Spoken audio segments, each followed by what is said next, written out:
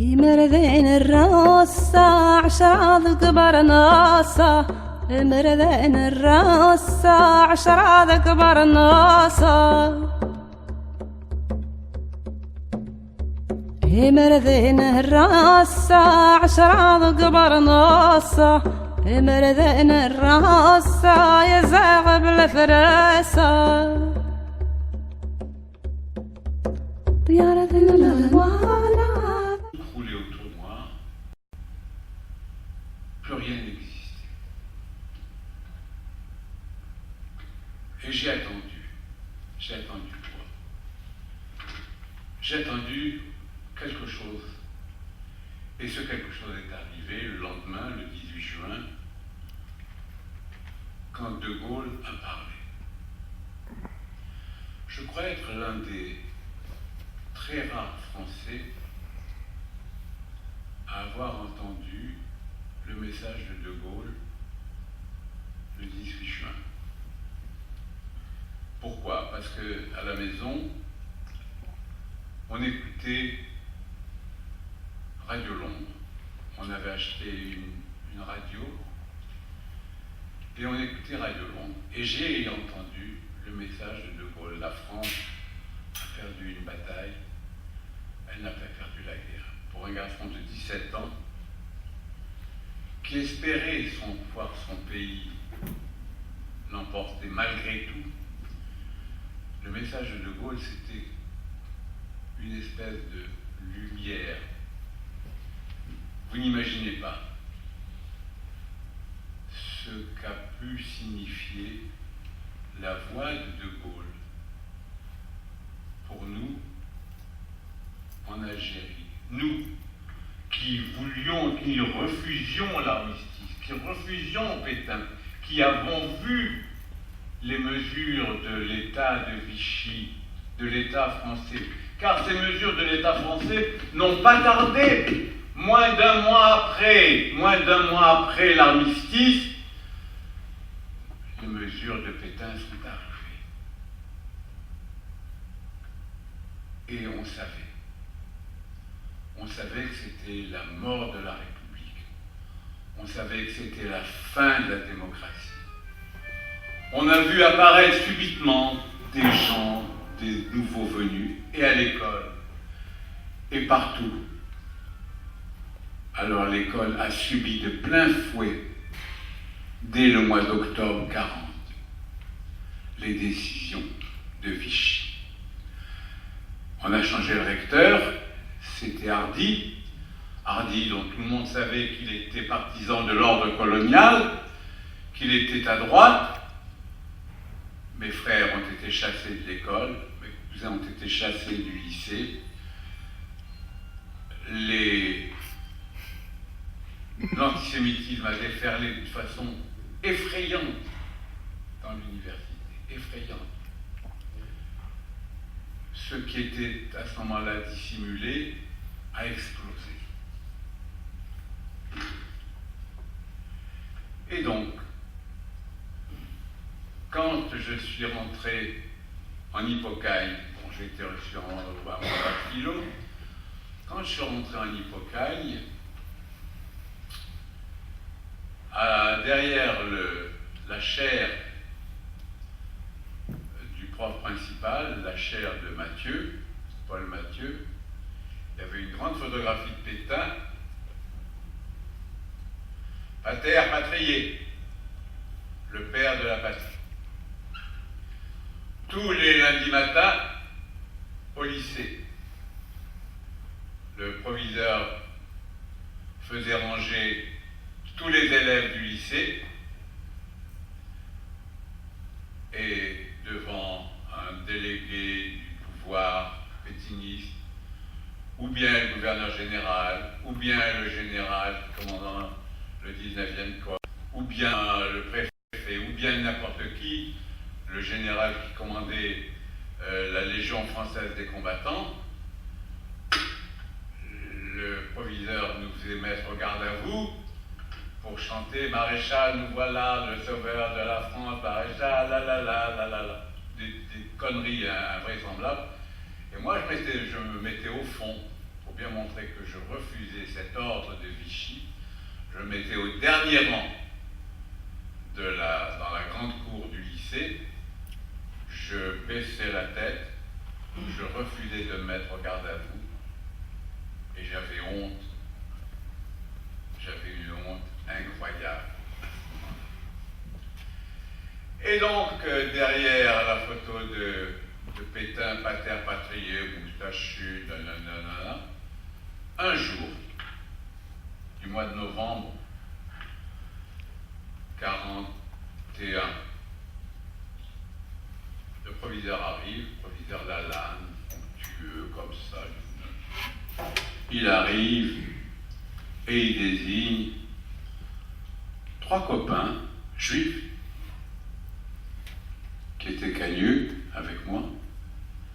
Il y avait Safar et puis je ne sais plus qui encore. Je me rappelle Safar. Et il leur dit, Safar et puis 2 autres, voulez-vous vous lever, prendre vos affaires, on était chez Mathieu, en lettres, on expliquait je ne sais plus quoi, Racine ou n'importe quoi, ou Corneille, j'en sais rien. Prenez vos affaires, levez-vous, vous ne faites plus partie de la classe d'Hippocampe. Voilà. Et il est sorti avec les 3 élèves, les 3 camarades. Et le seul commentaire de Mathieu a été, la classe était stupéfaite, accablée, peut-être, je ne sais pas. Le seul commentaire de Mathieu, ça a été sur un lex, c'est lex. La loi est dure, mais c'est la loi. J'ai haï Mathieu. Je l'ai haï. Tout ce qu'il pouvait nous raconter après, pour moi, c'était des balivernes, c'était du bavardage, c'était rien du tout.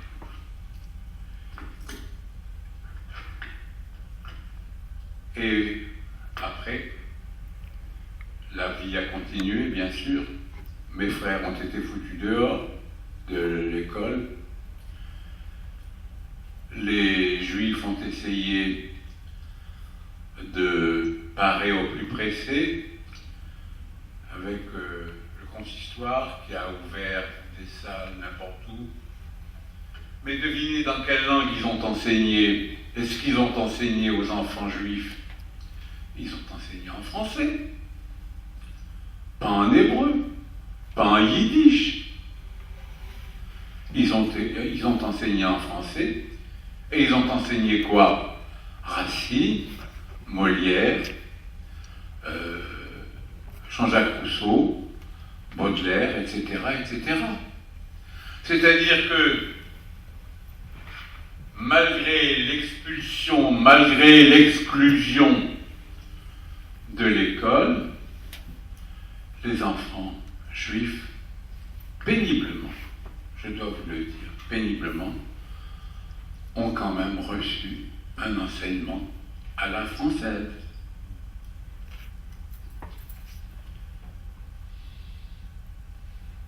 Et je voudrais vous raconter une anecdote.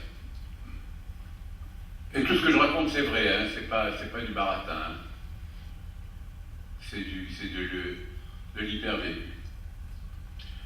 Mon oncle, qui a été fait prisonnier, qui était capitaine des Zouaves, dont j'ai publié le journal de campagne,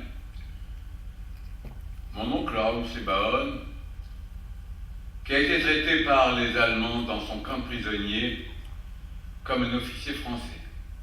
Ein französisch Offizier. Et il était considéré comme un officier français. Il est libéré au printemps 42. Il arrive à Alger. Il se fait démobiliser et il va voir l'inspection académique et le rectorat, puisqu'il était prof d'enseignement primaire supérieur, prof de sciences nat, et on lui dit, Monsieur Sebaon, vous êtes démobilisé. Il avait la croix de guerre, hein, mais vous ne faites plus partie des cadres de l'enseignement public français. On l'a foutu dehors. Et il est allé offrir, donc il a été révoqué, avec pension bien sûr, et il est allé offrir ses services à qui? Au consistoire à Alger, où il a enseigné les sciences nat aux petits élèves juifs qui avaient été foutus dehors.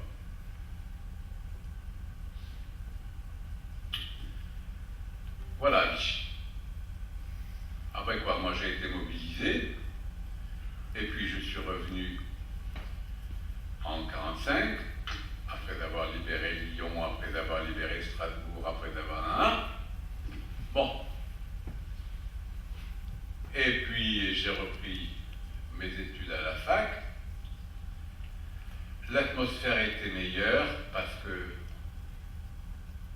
De Gaulle avait remplacé Pétain, que Pétain était à Lille, il passait en jugement, que les collaborateurs certains avaient été fusillés, on les allait chercher Laval, certains, bon, mais c'était, excusez-moi, je peux vous dire que à l'époque,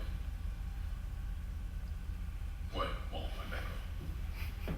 La libération, on connaissait le mot de Gaulle au ministre de l'Intérieur en 1944.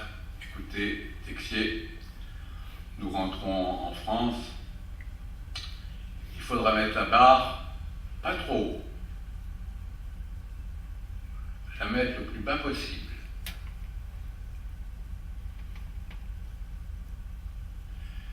Et c'est ce qui fait que De Gaulle a fait mettre la barre le plus bas possible pour éviter que trop de monde puisse être sanctionné